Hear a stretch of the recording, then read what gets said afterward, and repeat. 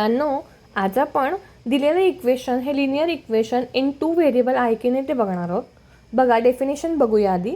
An equation which contains two variables and the degree of each variable is 1 is called linear equation in two variables.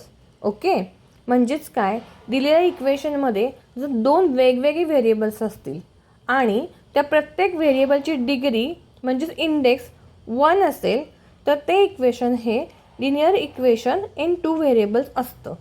तुम्हाला degree, variable हे शब्द माहितीच असतील, पण आपले असे मित्र ज्यांना ते आठवत नाही आहे किंवा जे शिकले नाही आहेत, त्यांना शिकवलं नाही काही कारणाने, त्यांच्यासाठी आपण एकदम फास्ट असे रिव्हिजन करूया.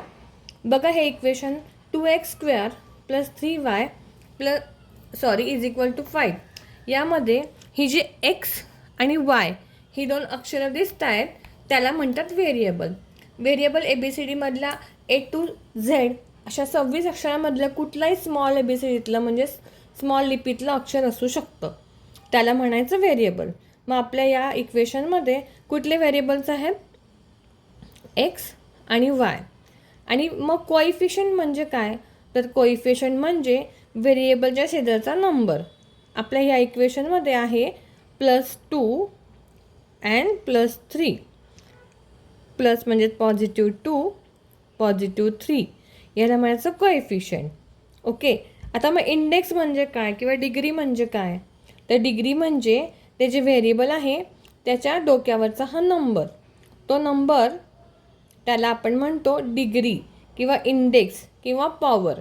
मग या इक्वेशनमध्ये एक्सची डिग्री आहे 2 आणि वायची डिग्री आहे, वायच्या डोक्यावर काहीच अंक नाही आहे म्हणजेच 1.